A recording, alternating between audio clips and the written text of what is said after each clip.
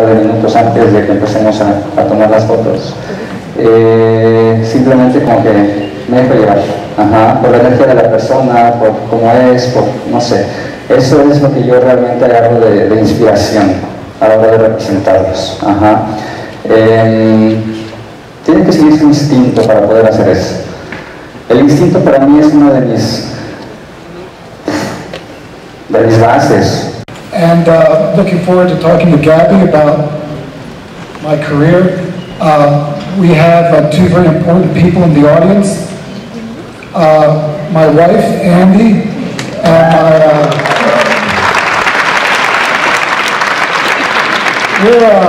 we're accompanying our daughter. My life now is, I'm actually, working with Lucia, traveling out with Andy, and she's here. She's only 10 months old, but she's so sweet. She's right here in the front row. So anyway, big welcome to them.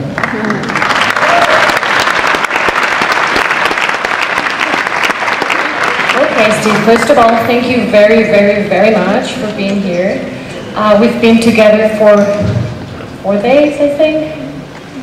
You've been you're the best. I've learned, I don't know, I'm so excited. We're the best. Okay, so we all know about you and your body of work, but what can you say about yourself? How do you describe the man behind the camera? Well, when I was going to school, back when I was in college, I was really searching for some profession, some purpose. I did know one thing, though. I knew I wanted travel to be part of my life, but I didn't know what direction to go in. So I actually, in the course of my study, I took a course in filmmaking, cinematography. I thought, I love movies. That might be fun to make movies. And so I started taking a cinematography course, and one of the requirements in that course was to take photography, do some photography. So I had a camera, which I borrowed from the school, and I started wandering around with this 35mm camera shooting black and white, and I just, it was like magic. I just, walking out the door and being able to photograph anything, doors, windows, cracks in the sidewalk, portraits of people. It was so much more, I would say, effortless and much more natural for me than filmmaking, which has a lot of post-production, a lot of pre-production. It's expensive.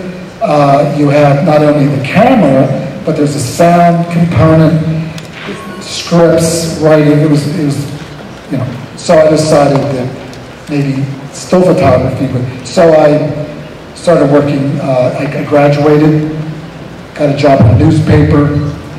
I got very bored with that after a couple years, and I thought I have to escape and do something dramatic. I want to travel.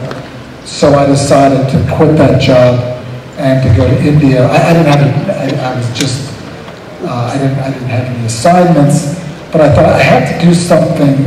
I'm a bit desperate. I have to do something dramatic so that I can travel and photograph. How old were you? Well, I started working in the newspaper when I was 25, and I left the newspaper when I was 28. And then I went to India for a few weeks, but that few weeks turned into literally 2 years. I got so caught up in the different cultures, the different religions. I went to Nepal, I went to Pakistan, and it was in that period that my whole Afghanistan career opened up. And I just was tenacious, and I said to myself in those 2 years, I'm going to make this work, even if it kills me. I refuse to be defeated. And so I just, I was sleeping in cheap hotels, I was eating off the street, I was taking buses, sometimes all-night buses. I mean, if you want to know what hell is like traveling, be on a 12-hour bus, on a bus in India for all night, with your camera bag on your lap, so it doesn't get, you know, it was, but I was not going to, I refused to be, you know, defeated. Okay, so you just published about a book about Afghanistan. So are you planning to go back soon? Is that a tribute to the Afghan people? Yeah, let me help you. Well, I was in Afghanistan, Andy and I were in Afghanistan last year, and it was, you know, now it's for me, it's very dangerous. There's the risk of being in a car bomb, the risk of being, you know, taken hostage. It was a bit disconcerting. You know, you got up for breakfast in the morning, and there's a series of guards in the hotel lobby and in the restaurant with these AK-47 automatic weapons, and they all look a little bit pissed off, but they're there to protect the staff, I mean the guests. But it was a really tense atmosphere. We found ourselves, we were the only foreigners in Kabul, the capital, who were walking around on the streets. We didn't meet one other foreigner. And every day we would go around, photograph, walk everywhere, and we literally, we were the only ones because all the other foreigners had been instructed not to go outside on the street because it's too dangerous. They might get kidnapped for criminal reasons or for political reasons. So, you know, I went there 30 times over the last 35 years, and I may go back again. We may go back again if the situation changes. But this new, the problem is that it has to be really, the remedy, the fix, the solution really has to come from the Afghan people. And for the Americans to be trying to impose our will, our way of government, and it's just not going to work. It's just not going to work. So, I love Afghan people, I love the culture. It's a place that I want to go back to, but maybe not right now. So I try very hard not to talk about the African girl, but I can't. So tell me, why do you think this picture is still powerful today? And what's your relationship with this girl? Well, the whole Afghanistan thing originally was just a coincidence. I happened to be in a hotel, and there were some other guests. They're from Afghanistan. We struck up a conversation, and they said, you know, this war is raging in our country, just over the next mountain, and they're destroying our villages. And they said, you're a photographer, we want you to come in, document what's happening. Because nobody was telling that story. So I decided, okay, I'll go and spend some time. So that was really the beginning of my sort of, you know, relationship with Afghanistan. And eventually, I went back time and time again for different magazines. And I did this one particular story on the Afghan-Pakistan border. There were hundreds of refugee camps. And one morning I was walking through the camp. I was almost ready to, it was around 11 o'clock in the morning, I was almost ready to go back to the hotel. But I went past this tent, and there were these voices, there were young girls, and I knew it was a school. So I thought, okay, I'll just stop here for 1 minute, look in, see if there's anything interesting. And looked in, and I saw the students, but I saw this one girl, that Afghan girl with this incredible face, these incredible eyes, and I thought, wow, this is an incredible little girl. You know, I'm going to make a great portrait. So I was in the class for maybe 20 minutes. I made her pictures. She had never been photographed in her life. And she just literally sat in front of my lens, and all I did was just snap the shutter. But it was one of those rare moments when all the elements of a photograph kind of come together, like the stars aligning.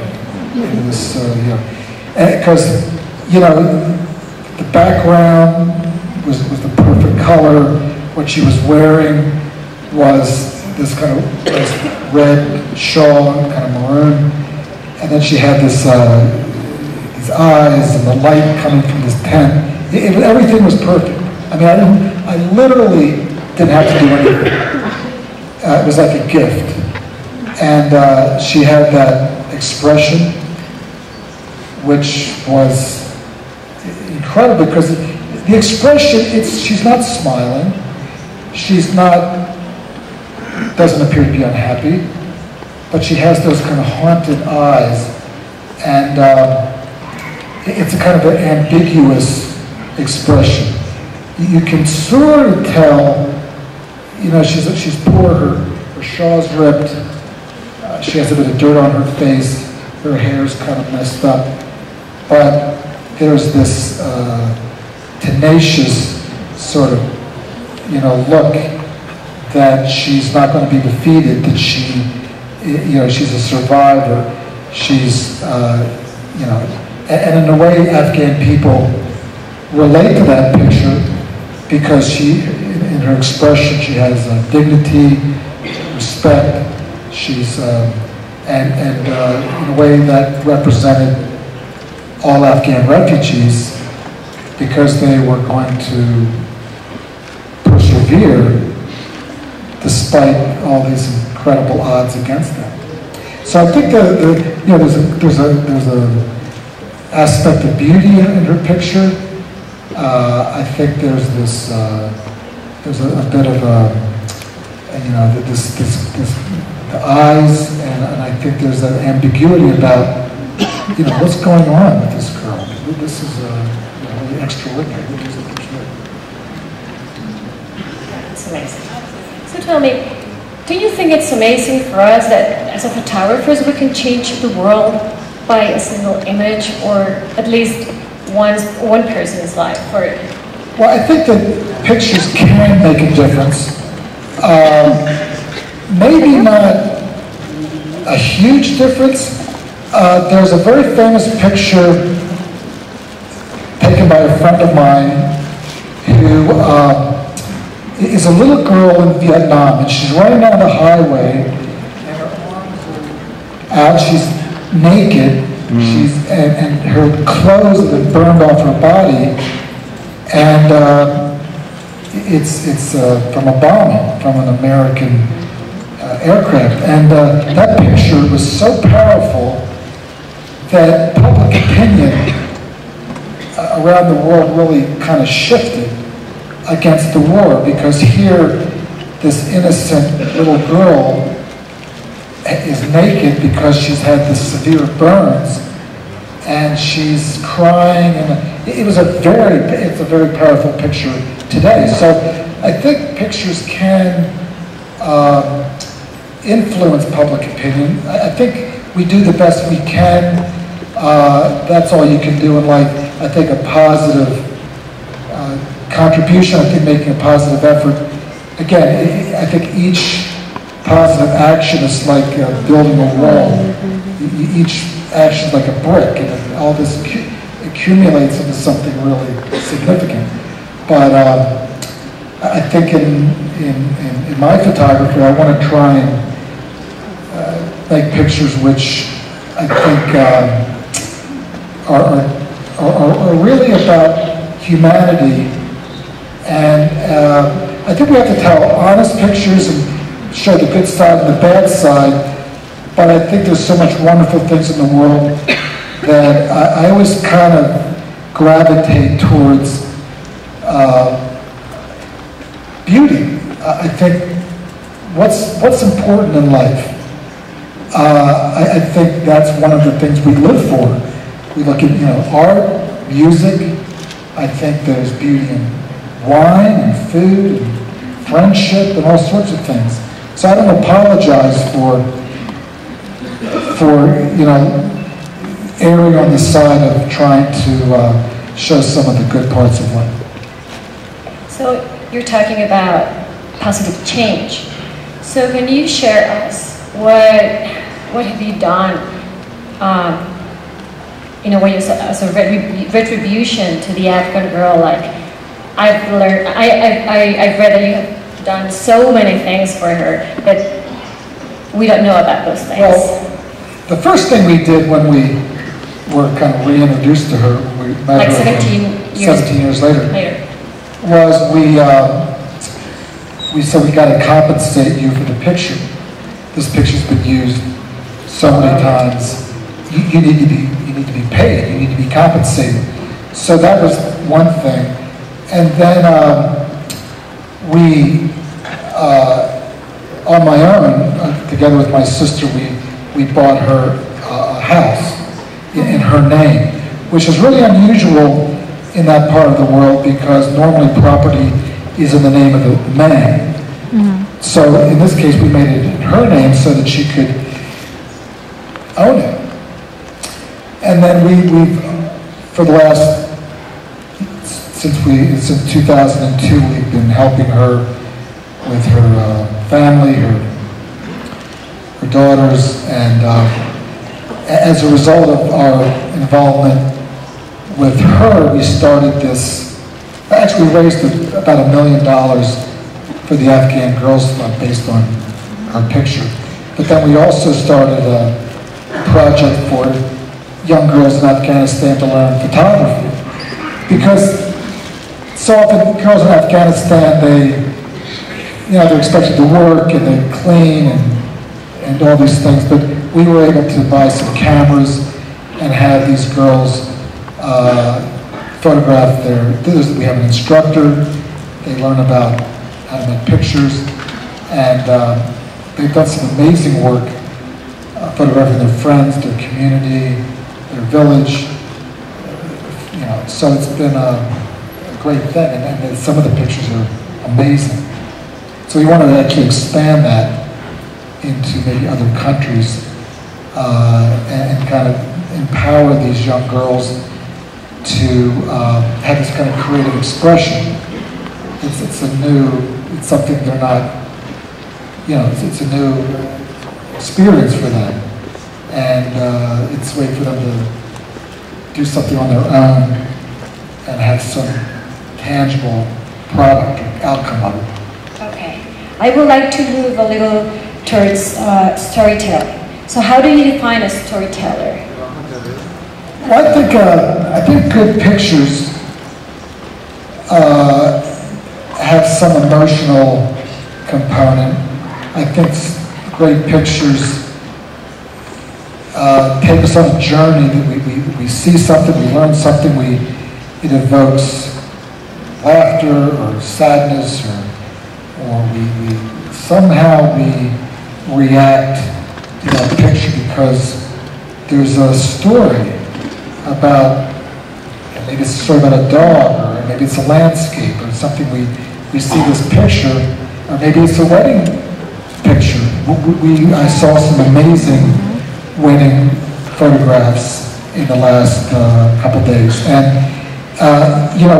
just to diverge for a second, you really have wedding photography is like a real art, and I really respect those photographers who are able to create something quickly against incredible odds.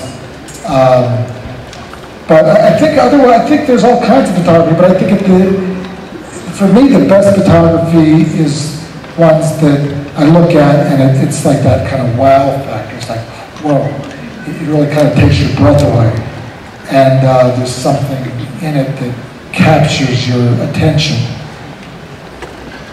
So do you consciously develop some sort of narrative in your story, something with a beginning, middle, and an ending?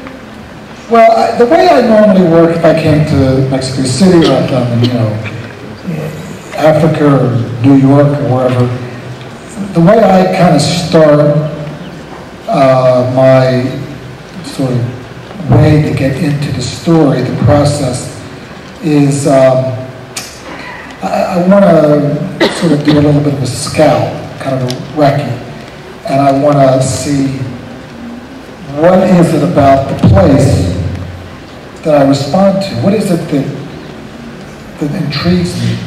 What is it about this place that's unique?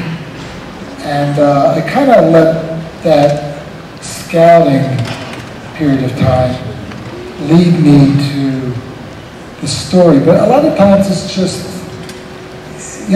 random moments that hopefully at the end of your time give an impression about a place. Sometimes I make notes. It's okay, I'm in Mexico City. What are the important points here? What are the things in here which are unique to this place? What's the most visual things? And then I start making a list, and I just go from there. I think you kind of learn as you go. Okay, this is 3 questions in one. So first one, it's going to be, what's beauty for you? And do you have the ability of finding beauty in chaos? Because I think you've been covering, like, for decades, poverty, war, conflicts, those sort of things. So how does beauty play a role in chaos? Well, if you look at beauty as, in photography and art, or music or literature, there's sort of a certain kind of flow or harmony or kind of rhythm. Sometimes the composition is so somehow complete and so right, and so, that there's a beauty to that harmony. It may be, maybe it's not a beautiful picture of flowers or whatever, but there's something about it which is beautiful in its harmony, in its rhythm. But you mean in terms of composition? In terms of composition, in terms of color, in terms of sense of shape. So when I say beauty, I'm not suggesting it has to be a beautiful face or flowers or sunset or couples on the beach. It can be different interpretations of the word beauty. What was the other 2 parts of the question? Do you find beauty in chaos? And how does beauty play a role in chaos? Well, again, it's your definition of beauty in terms of if you're on a street and there's a sort of ballet, a kind of choreography of people and how they're moving and passing and interacting visually, and the body language. You could make a really beautiful picture showing this sort of dance that takes place on the street and how the spatial relationships of people and how they are moving. So it could be a really beautiful picture, but not something that's not, maybe the light's not that great, but maybe it's just more beauty in terms of the choreography. So everything has been photographed. You just told us that yesterday. So how do you avoid ending up like doing these cliche images that we all know? Well, we're talking about, I did a project on the monsoon, these are some of the pictures from the monsoon. Somebody, a really great photographer in 1961, did a great magazine piece on the monsoon. So I decided, because I had lived through 2 monsoons, to kind of reinvent it, to go and do the monsoon in my own way, my own style, do it, you know. So I literally reinvented the story. We talked about the idea of a circus. Circuses are really quirky and funny and bizarre and very visual. And, you know, this story was done by Diane Arbus at one point, and then Bruce Davidson, another photographer, kind of reinvented that idea and did it in his own way. And then Mary Ellen Mark, another photographer, a great woman photographer, actually went back and did another series of circus. Her pictures were primarily in Mexico. But, so there's it's a good thing to find a subject and do it again, do it in your own way. Walker Evans, a great American photographer, did a series of pictures on the subway. And then a French photographer, he did a series of pictures on the subway in Paris. And then another photographer, Bruce Davidson, went back and reinvented the same idea in New York. I was even thinking, I take the subway twice a day, every day.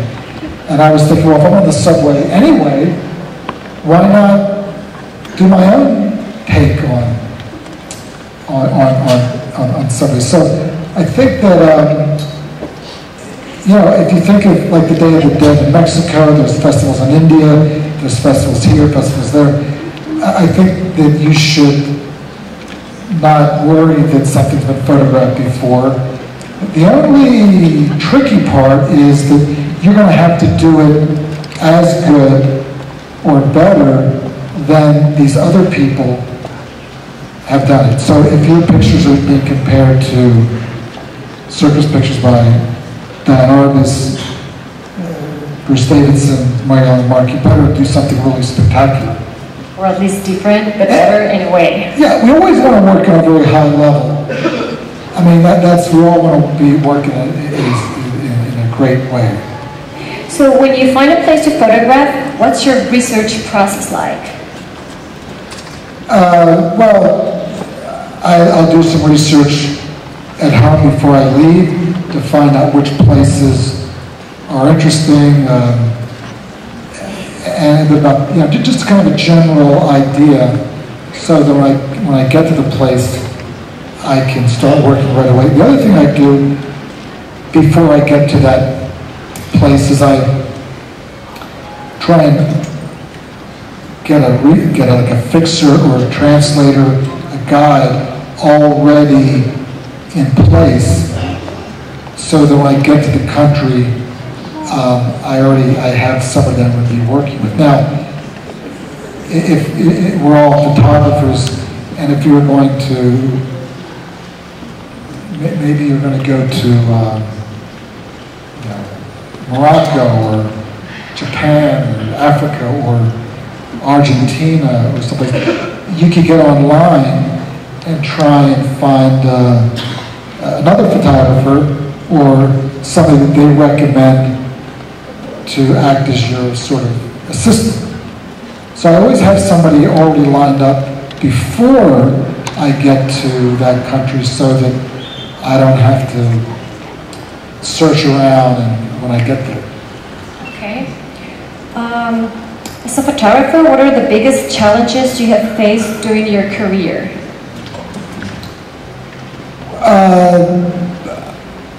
I guess in the beginning it was trying to get work. Trying to get assignments, trying to get, you know, some way to pay the bills. I think that, you know, when I started photography in 1975, it was really competitive then. It was crazy competitive. And when I started working for like major magazines, that was impossible. It was really competitive. So I think, you know, everybody in the world who has a camera wants to be a photographer. And I think that you have to, if you really want to do it professionally, it's going to take a lot of practice, a lot of work. And I think that by being willing to, you know, endure all that blood, sweat, and tears, and all that you know, time, that things will eventually work out. But it does take a lot of persistence and a lot of perseverance to get a foothold into whether you're doing you know, editorial photography or fashion photography or doing the fact that it's going to take a hell of a lot of work. Tell me something. You don't think it's today it's more competitive than it was back then? I think it is, because everyone has a phone, a camera. But not everybody's willing to put in the time. I mean, it's one thing to occasionally run around and snap a few pictures. It's another thing to do it very methodically, to do it, maybe it's not every day, but you're photographing a lot. And I think most people, they may want to be photographer, but they're not willing to put in the time, the effort. I think if you really put the time, that you'll separate yourself from somebody who thinks just because they have you know, a camera that they're going to be able to do photography at a high level. So now that you brought up the iPhones, tell us about your equipment. What do you carry on your backpack when you are traveling? Well, most of my work, all of my work, is done with what, you know, with a camera and one lens. I use a 24-70 zoom for 95% of my work. And that's pretty much it. I have a few other lenses, but that's pretty much, I have a tripod, I have a couple small lights, but that's pretty much, I have a very kind of a minimal approach. I don't really own any strobes, or at least I have strobes, but I haven't used them for 20 years. If I rent all my equipment, the lights and stuff like that. You didn't have lights at your studio? Not really. Not really. I rent those lights. If I do a job, we rent the lights, we rent all that stuff that you need to do it. But that's kind of another, that's not really the photography that is near and dear to my heart. I mean, I love some corporate, some advertising photography, but that's not what I really live for. What I really care about is just this sort of wandering, exploring, and just making my snapshots on the street, and you know, just going to a place and submersing myself and getting lost, and just being in that zone of curiosity. So tell us a little about light. How do you search for light? How do you chase light? How do you? Well, you can't underestimate the use of light and working with light, and you know, so I think that to me that's, I mean, obviously for me the most important story in a photograph, in an image, in a picture is the story. That picture I told you about of the girl running down the street in Vietnam, it's not particularly well composed, the light isn't particularly interesting. It's a bit grainy, it's not really that sharp. Mm-hmm. But the story is so powerful that it's become one of the most important photographs, not only in photography, but it's a historic photograph. In all the Vietnam War, or maybe in all wars, that's maybe in the top 10. So going back to light, most important thing is the story, but composition and light are like so important.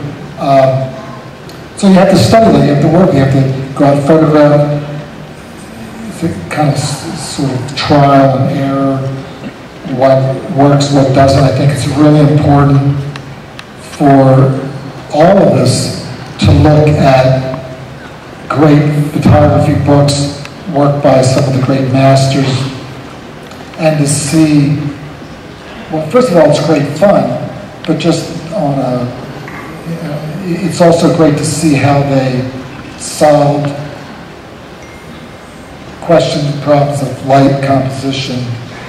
And I think you can learn so much about how to compose pictures, the lighting and all that by looking at great photographs of photographers that have all gone before us. There's a lot of great Mexican photographers, there's great Hungarian photographers, there's great Chinese and Russian and other photographers. So to look at, and you don't have to necessarily even buy the books, you can look at their work online, but it's so valuable to be able to learn from these great masters of, you know, how they, what did they do? How did Richard Avedon,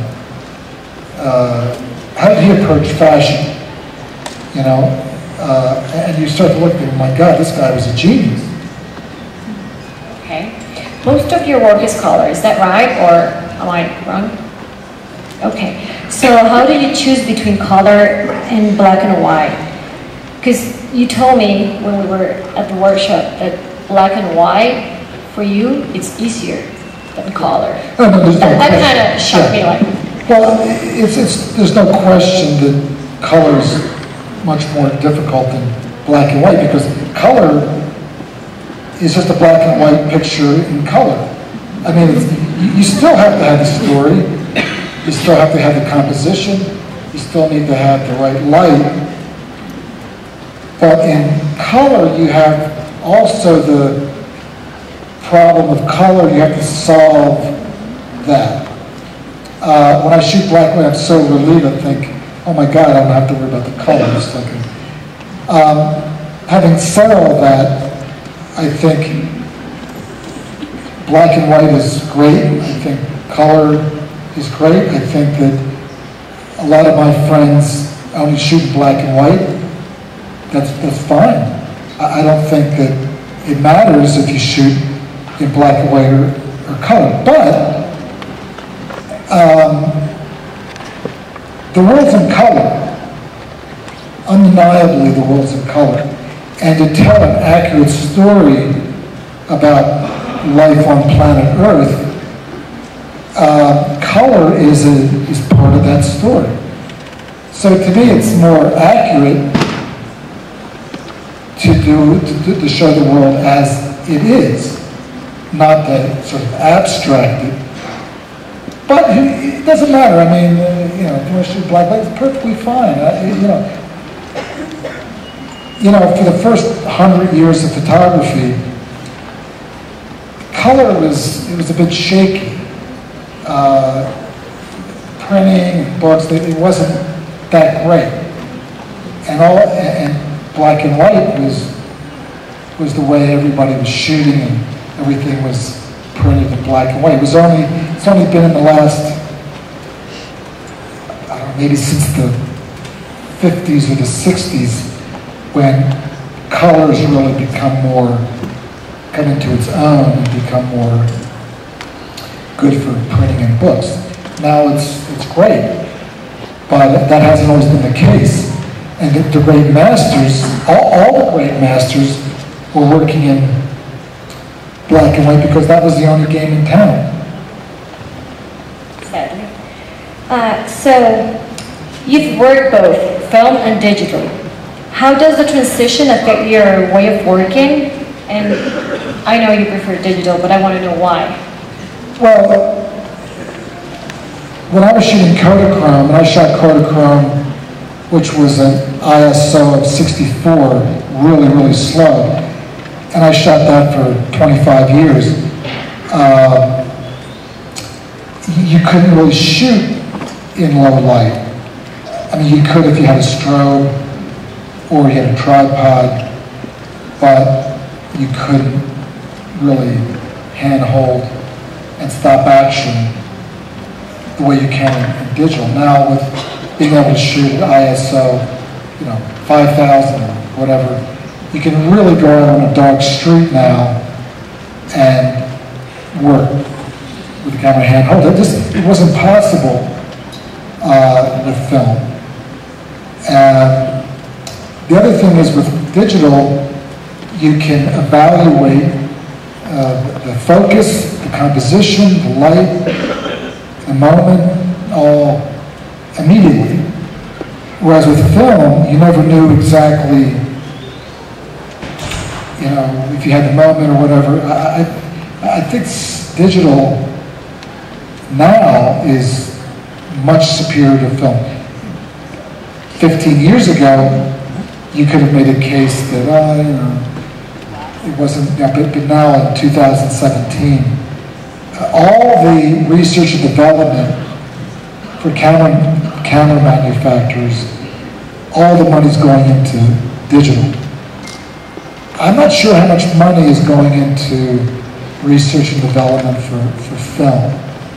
I don't know many photographers that use film now. Maybe about the same amount that use a pinhole camera. Pinhole camera is completely legitimate. No problem with the pinhole camera. But it's kind of a specialty. Mm-hmm. And I think that there's nothing wrong with working with film any more there is with making like a daguerreotype, with making a glass plate and then putting whatever that material is on it. I think whatever you want to do, I think everybody's free to work in his or her own way. I think the only thing that matters is that you get a sense of pleasure, fulfillment, satisfaction. Your creative impulses are met. And so for me, digital is the way to go. For somebody else, they may say, I only want to work with an 8x10 view camera. Great. I wish we had a subject here, like in the middle of the stage, just to make like the exercise of how do you approach your subjects? Like what do you say? Do you get to touch them? Do you, I don't know, I wish we had someone here to see the whole process. Can you be very... It's a bit more mysterious than that. It's not something that you can do. Yeah, I hear what you're saying. But the fact is, I think that the environment, immerse yourself in it. Don't be separate. Don't be, it's not like them and us, them and me. You should be, I think if you treat people with respect and you have a certain confidence because you feel you're going to treat people fairly and respectfully, and then you do that several 10,000 times, 20,000 times. It's a lot of times. It's a lot of, eventually you start to get a rhythm and you start to understand a bit about human psychology and human behavior. And I mean, I don't have to say you should have a genuine love for humanity and people and all that goes without saying. But I think as far as approaching somebody on the street, again, it takes practice. The same way it takes practice to play the piano or the violin. If you're a brain surgeon, you can't take a weekend class and expect on Monday morning to go in and perform surgery. Does that make sense? Yes, absolutely. So I think that the way you approach people is just say, you know what, I'm a foreigner, I'm here, I think you're a beautiful town. I'm looking around, I think you're really interesting, and I would really love if I could take a picture. And what if they ask what for? well, I think if they say why, so I find you, I want to take your picture because I think you're one of the most important, one of the most interesting things I've seen, one of the most important people I've seen on the street here in this town. I'm doing a magazine piece, I'm doing a personal project, I'm doing a workshop, I'm working on a book. I mean, I think you can be completely honest and tell them exactly, I photograph people all over the world. I'm a portrait photographer, I'm a street photographer. And I think people, if they understand your enthusiasm and your passion for them and for portraiture, and the fact that you've recognized something special in them. I mean, if somebody came up to me on the street and says, wow, you're like incredible, you know, you're so handsome and all this. Of course, I think they were bullshitting me. But I think that I would say, okay, well, you probably have a point. I am pretty interesting. I'm pretty handsome too. So I'll give you a minute. And then, of course, once you have a minute turns into 2 minutes or 3 minutes. And then you start talking on from here, from there. And I've been to your country, man, this is really interesting. I'm not saying to lie. I'm not saying to say something very true. Obviously, if you're there, you're probably there because you wanted to go there. You're probably, so, you know, but I do think that as time goes on, you start to understand the dynamic of meeting someone in the street, that there's that initial excitement. Maybe they've never been photographed. Maybe, you know. So at the beginning they're thinking, wow, okay, take a picture. And then, and there's that excitement and cooperation. And then as the time goes on, that they're indulging you and helping you starts to kind of level out. And you got to work fast, because sooner then that thing's going to start to come down the other side. And then we'll say, you know, I'm really late for that meeting. I'm really late because make up some excuse, I got to go. Sorry, I can't. I've been with you for 20 minutes. I'm late. I got to go. So you have to understand that you better work fast. You better, you know, because you're not going to get that much time. So you never go back to your subjects? Like, for instance, I take a picture of you today, and then probably a week, a month later. Well, sometimes I do. Sometimes I'm in a village somewhere, and you know, if you say, "Can you give me your email?" I say, "Well, what the hell's that?" You know? Well, your phone. Well, not your phone. What kind of your address? Well, yeah, I live in on the hill over there. My uncle Ralph lives near the town. He has a post office box, and it gets complicated. And then it's like they write down the address, and you can't read it through the language. Sometimes I'll try and sometimes go back and meet them. I do that sometimes, but sometimes you're walking on the street, and there's just no time. So a few minutes ago, you were talking about respect. I would like to know, what's your code of ethic? Well, I think that the one thing we always have to keep in mind, that we never want to disturb people, and people don't want to be photographed, then you have to respect that. So if there's if you're at a funeral, if there's something where somebody's on, and you put their picture and they don't, you never know. They're not obliged to tell me why they want to be photographed. If they don't want to be photographed, that's their business. You know, end of story.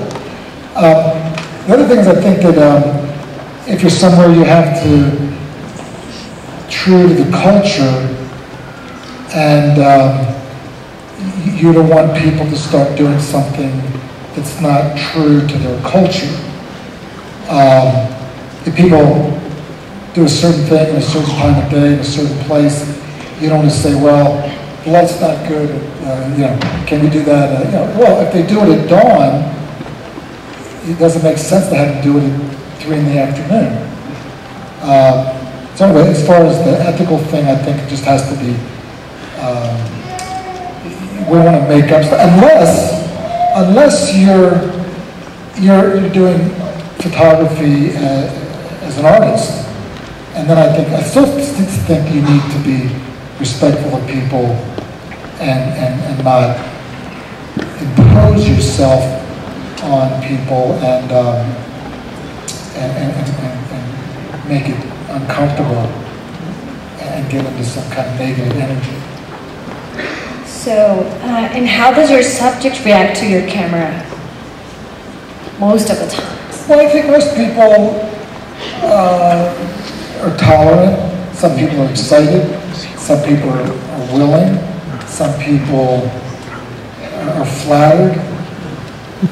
There's all kinds of reactions. The most important thing, though, is that they give you permission to make their portrait. Yeah. Have you ever felt attached to one of your subjects in any way? Well, I think that there's, apart from the Afghan girl who we have this sort of strange relationship, and I've always wanted to help her. Other times, if there's an opportunity to help people, I try to do the best I could. I photographed a young Afghan fighter who was like 14 years old in 1992. And when we were in Afghanistan last year, we found that same boy. Now he's a man, he's like 40 years old or something. And so we've been sending him money to help him in his business. And it was a great pleasure to be able to find him and to kind of do something special for him. Can you tell us something about your creative process? Like, how do you prepare yourself to shoot, or? Well, for me, the only thing I have to do is kind of get my body out on the street. Get out of the hotel, get out of my house, and then start to put one foot in front of the other. And then it starts to kind of, I kind of get moving. But it's never a question of, it's never a question of, well, today I think I'm not in the mood. I'm not in the mood today. I'm going to take the day off. I'm going to read a book. I'm going to go shopping, go to a movie. So that never happens, ever. I never wake up in the morning and say, well, it's, I'm not in the right frame of mind. I go out and work whether I'm in a good mood or a bad mood, if it's raining or snowing, or if it's, obviously if I'm sick, that's a different story. But it's not about being in the right mood. I'm always, that's not even a consideration. It's like saying, well, I don't think I'm going to breathe today. Or maybe I'm not going to eat today. I'm not going to have breakfast. Oh, maybe I'll go all day without eating. It's just not in my... But I do think that once you get moving and start to look, start to see, start to, explore, get the wheels moving, then things start to kind of magically come together, and you start to see things, they start to happen. Do you try to be an objective observer? Well, I'm not... I don't even know if it's possible. Yeah, I think that I don't really do... I'm not doing reportage or magazine work. I'm not going in and reporting on a story. I go into a place and I try and see it in my own way, and I photograph things that are important to me, that I think tell human stories. I may come to a place like Mexico City or Havana, and I may not shoot one street scene. I might do whatever I want to. Nobody, there's not an editor saying, do this or do that. We need a picture of this, or don't forget to photograph that. I do whatever I want to because I'm doing my own thing. So what was the question? Objectivity. So I'm doing things. I think that you always have an opinion if you're with ISIS. These are murderers. They're evil murderers. If they invited one of us to come in and document, you photograph it in an honest way. But if you're a normal person, your attitude would be, these people are really fucked up. I'm going to tell the story, but I'm not at all objective because my mind is completely made up about these people. I'm not going to misrepresent who they are, but I'm going to tell the story the way I think it needs to be told. Does that make sense? So I don't want to misrepresent. If I'm in a place, I don't want to. I don't think anybody would ever. I would want to make it look like something that it's not. I think you have to be. I think you're always wildly subjective. Not to say. I mean, I can come here and go there and photograph whatever I want to, but I'm not doing it to. I'm not doing some kind of. It's kind of a. This is the street. This is a story about. A place's religion, the economy, how people spend leisure time, the issues. No, I don't do that. I come and I photograph what moves me, what inspires me, what stories I think are interesting to tell. I'm not going to make up something, make a place or a person look other than what they are. Yeah. So now you choose your own stories. Yeah, I go to places thinking, where in the world, I'm not going to be around forever. So in this brief amount of time I have left in my life, where would be interesting to go? Where have I go? What in this world is some place that I really want to go and see? So I think we just came from the Galapagos Islands in Ecuador. I mean, amazing. I think that it was really, a profound experience. No. I want to go to Papua New Guinea. I think I've always heard about it. I've always seen pictures. I think it would, So the places that I want to go, the places that inspire me, are places like that. I would love to go to Namibia. I'd love to see the migration of the animals in East Africa. I'd love to go to Antarctica. I think that, living on this planet, I think Antarctica is one of the most interesting parts of this world. I'd like to see that before I die. So I have this sort of shopping list of things I want to do, places I want to go. I want to work on my archive in terms of places that, stories I want to tell. These are some of the stories, these are some of the places that I want to go to. But it hasn't been like this, I mean, it was not like this before. When you had an editor, when you were told what to photograph, where to go, I'm sort you were of at a point that you can choose where to go. Yeah, but also I'm at a point in my career that most people are saying to me, "Are you still taking pictures? Aren't you retired? Really? You still take pictures? What are you doing now?" And it's sort of like I'm always surprised because, and then my friends who I grew up with. Photographers or just? They're just random people. They're like retired. So I feel like a little bit odd. I'm still going strong. And I feel really energized. And I feel young at heart.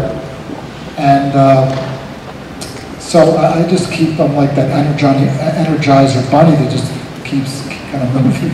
So we will still have Steve McCurry for more decades to come. Yeah, sometime, who knows, we'll see.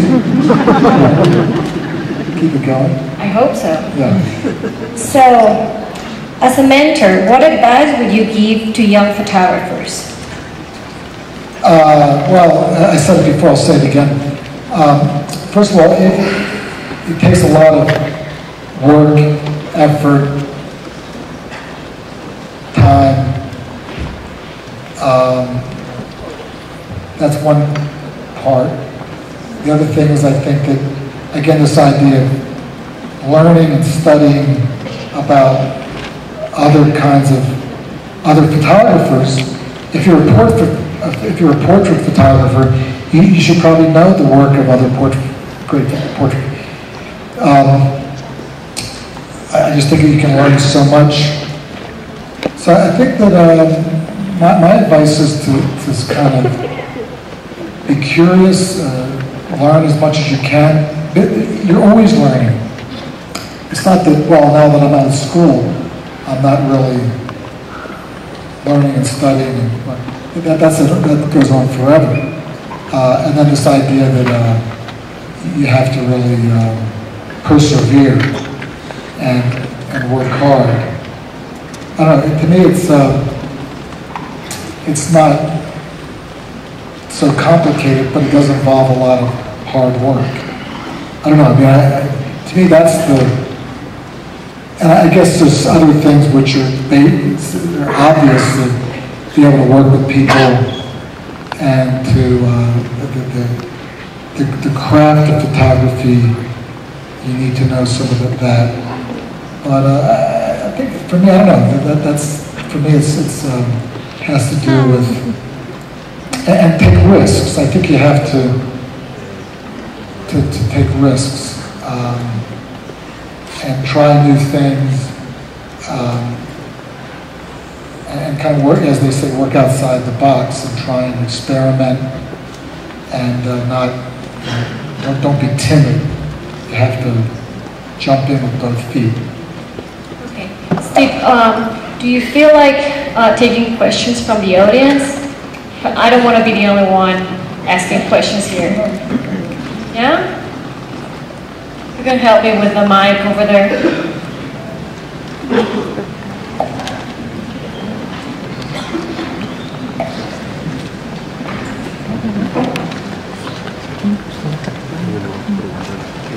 I might want to make one more small point about advice.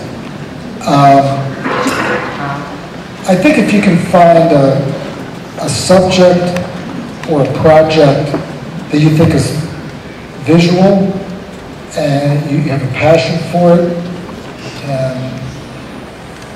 that it's always fun to have a long-term project that you're working on.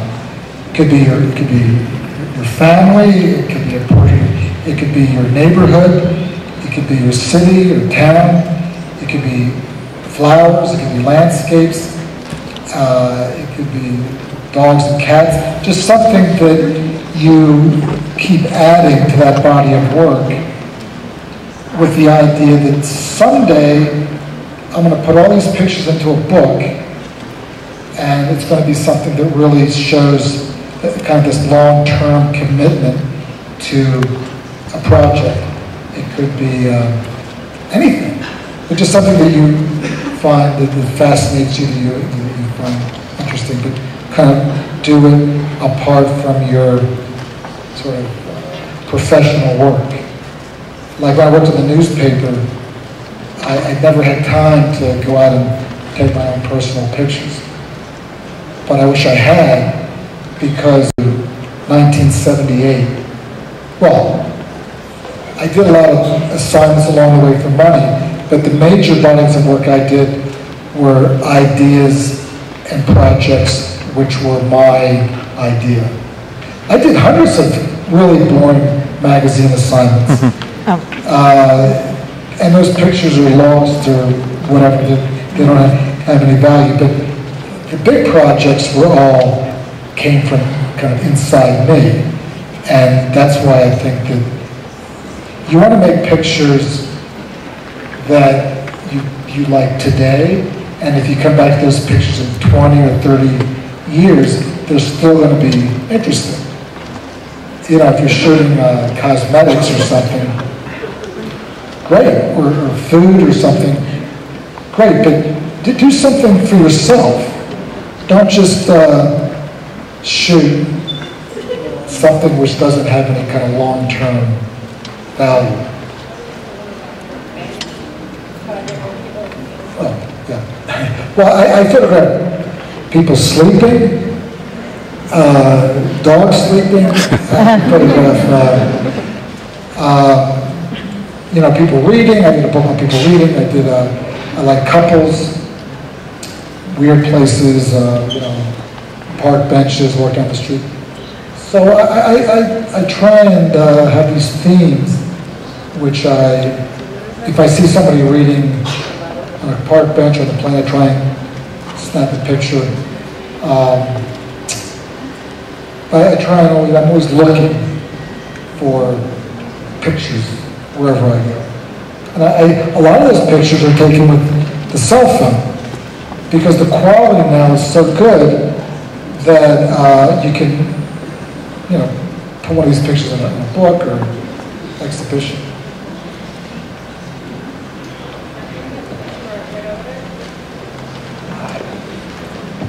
Hi, welcome to Mexico. I am a victim of the new digital industry because I was fired from the newspaper in just a couple of months ago, after 12 years of working as a photographer in newspaper. So we are talking in Mexico about the newspaper and the magazine crisis because they aren't making as much money as they were a couple of years before. So I'm wondering how does a person like you, a celebrity I think in the newspaper and magazine world, sees the future of the editorial industry? Is it still a business? Will it still be a business, I don't know, 20 years from now? And if you think so, how can we adapt our work to be able to insert in that new industry? Yeah, I think the way you adapt is, you know, there's the marketplace. You're a photographer, and people are hiring photographers to do different things. You just have to find a way to get people to hire you. You know, you kind of have to find a way to get somebody to hire you to do public events, or I don't know. There's a lot of different ways to make a living at photography. You just have to kind of explore which one you think you can fit into, but it's going to take a lot of effort to find the right place where you can kind of fit into the marketplace. Yeah, that's. I don't have the answer because I think that there are people hiring photographers for different things. You just have to figure out which one of those things you want to do. I don't know. Going from a newspaper, maybe there's I don't know, you're going to have to freelance. You're going to have to freelance and find different ways to make money taking pictures. So I don't have a better answer.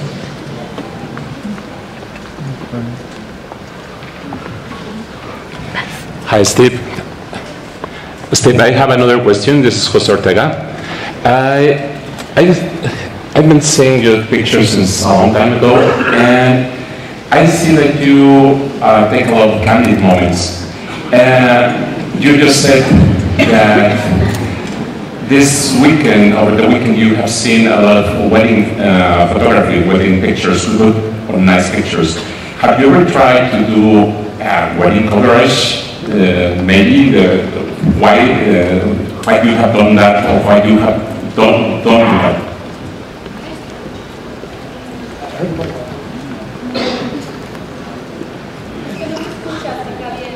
Habla más fuerte. Okay, can you hear me now? Hi, Steve.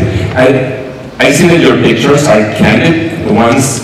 Have you ever tried to make wedding coverage? Because I see you are very good doing candid, and you have seen good wedding pictures. Have you ever tried to do that somehow in your life? Well, as far as I photographed.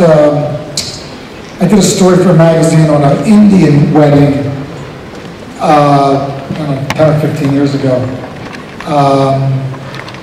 I haven't photographed. That was the only wedding I've photographed in the last, say, 40 years. So I'm not. There's a lot of great wedding photographers working, but I'm not really part of that world.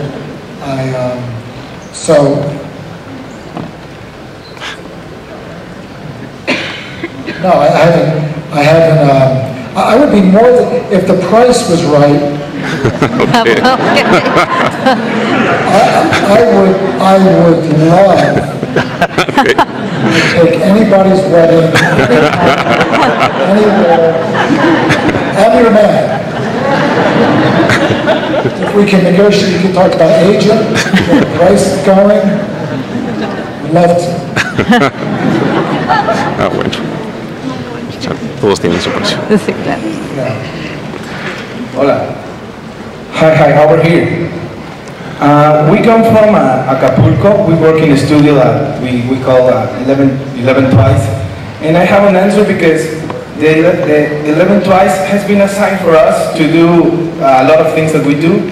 So I wonder if you have been receiving some sign in your career. I mean something divine, something from up, right? If you are receiving some sign to help you to do the work that you do. That's the question. Yes, like a sign divine or something like that. Some dream or something in your visions or something that guide you to the places that you're being. Yeah, that's an interesting question. I'm more of a Buddhist than anything else, I think. So I don't really believe in that divine. Well, that's a good thing. These are pictures from the border. I don't think it has anything to do with luck or the divine, or I think it has to do with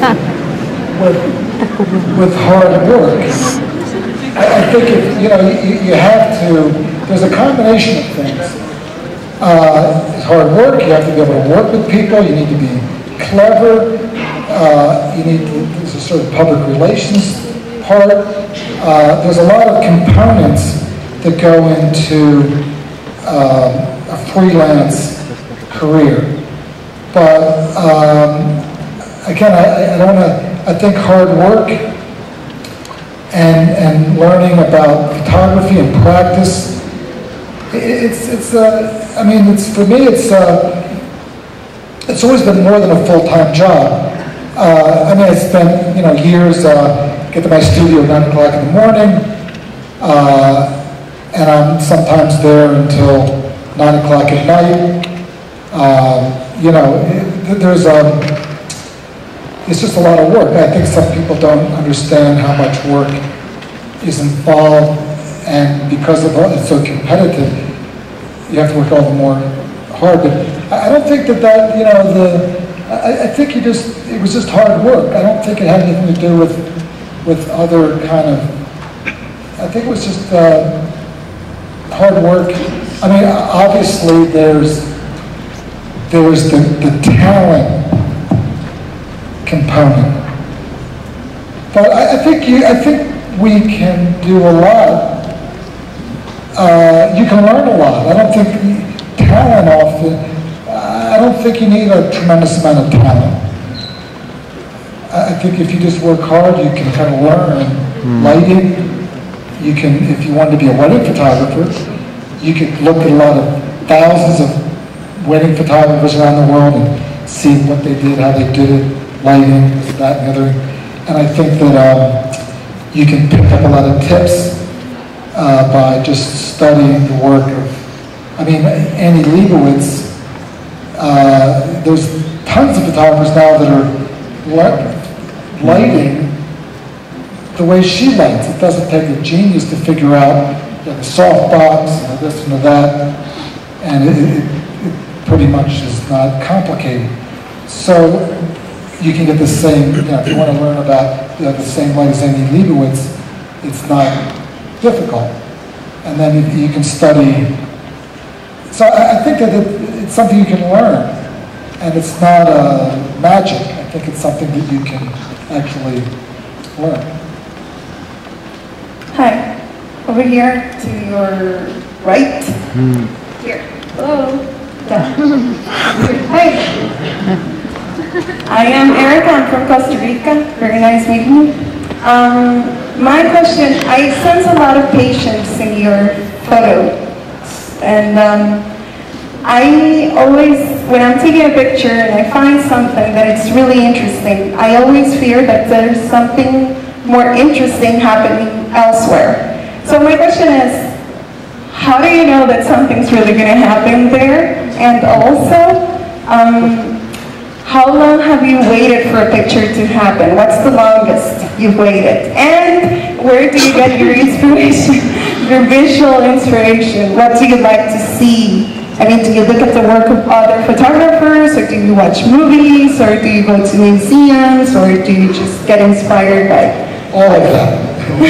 All of that. Thank you. The first question was, you feel being right. I think, again, going back to experience and time and practice, you're going to see something, a scene, and you're going to say, based on all my experience and study, this is a really powerful situation, and I'm in the right place because you have confidence because of all your work and study. This sort of self-doubt, you can't indulge that kind of negative feelings. You can't, I mean, obviously you're there, you think, well, maybe I'm in the wrong place, but you can't think that way. You're always going to miss pictures. You're always going to be in the wrong place. In fact, in the course of the day, you make one or two good pictures. I make thousands of bad pictures. I have an archive with tens of thousands of bad pictures. So I don't think you should be worried about that. I think you're going to take a lot of bad pictures, but you're going to take a lot of good pictures. So you can't obsess on that negative part. What was the other question? Inspiration? The time. Oh, yeah, thank you. I'm not a very patient person in general, but if I see something important, I'll wait for a few minutes. I might come back the next one. I don't know. I'll wait, but then there's that question of how long to wait. And sometimes you wait for a few minutes or whatever, and sometimes you think, I'm wasting my time. I'm waiting for somebody to walk here, I'm waiting for the cloud to go away, and I'm losing my time. I'm waiting for the cloud to cover, and you just can't wait. You can't waste the whole afternoon waiting for the cloud to move. So it's just you have to figure out, okay, I can't wait any longer because I got to move on. I give it a few minutes or half an hour, and then I sometimes say I got to cut my losses and move on. And in terms of inspiration, all those points, you're right. Movies, friends, looking at other work. I get really inspired by looking at other photographers' work. A great book, and sometimes it's like, I kind of want to go out on the street and take pictures right away because it's so inspiring. But I think movies, I think looking at other work is going to an exhibition, going to an art gallery, museum, and looking at paintings by Caravaggio or Renoir or Vermeer, look at their lighting, how they compose things. And I think if you're in a city, you definitely want to go to a museum and look at what maybe it's a photographic museum, maybe it's an art museum, but I think that's, you can really get a lot of inspiration from looking at great art. Hi, Steve. Well, first of all, welcome to Mexico. I hope you're enjoying your well, I hope you're enjoying our country, our food, our people, and I hope I'm talking for everyone when I say that it is a great honor to have you here and to meet you and to hear you and to learn from you. And I think I am the last question here, so sorry. Well, my question is, have someone ever acted offensive or aggressively against you when you come closer to take a photo from that person? And what did you do to, I don't know, to make things more easily from the person you are taking the photo? I hope I'm making clear from about this question. I'm sorry, I'm so nervous. Well, that's my question. Thank you. You know, I had this baseball bat trunk of my car, and I would take that out of the back of my car and I'd swat him or her across the back with it. I'm joking. That's from a movie I saw. It's called Be Cool. Dwayne Johnson and John Travolta. There's a scene in a restaurant. He says, "I'd take this baseball bat." No. It's called Be Cool. It's a very funny movie with Uma Thurman and John Travolta and Harvey Keitel. So, no, but to answer your question, I don't worry about that for, things happen in life and you just have to, the best thing you can do is just be positive and try and move on, and there's always, you have to really try and be positive. And there's actually no option. You can't go negative, and if something negative happens, you have to let it kind of wash off your back and rebound and not, So I don't get into that. I try to be as positive as possible. But, no, there is no but. But I'd like to say, I'd like to, first of all, Chief, I'd like to apologize for having to do this in English. I should really, my brain is very limited. And I'm not I studied Spanish when I was in school. That was like 50 years ago. So, and the other thing is, no, we can come back. We can teach you. My daughter's going to learn Spanish, and she's going to teach me. But I was going to say I have to, this whole thing about this wall that's going to be built is so absurd. I just like to say that most Americans are very, pleased about. We're a country of different nationalities. I came from someplace else. Everybody came from someplace else. We got together. We made this country. We stole half of it from Mexico, but so I think that I wish that I was saying this yesterday. I wish you guys could make a great deal with the Chinese and tell Trump to.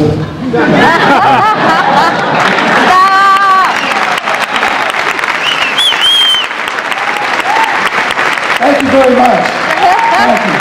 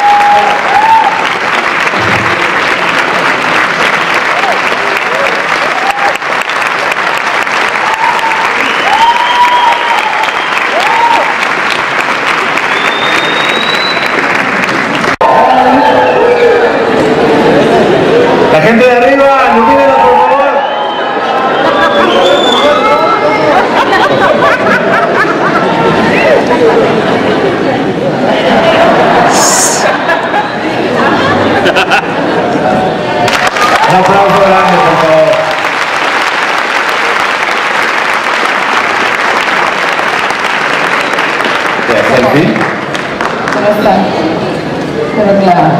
con esta, ¿no?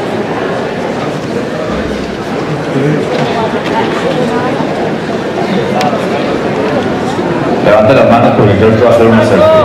Prevenidos.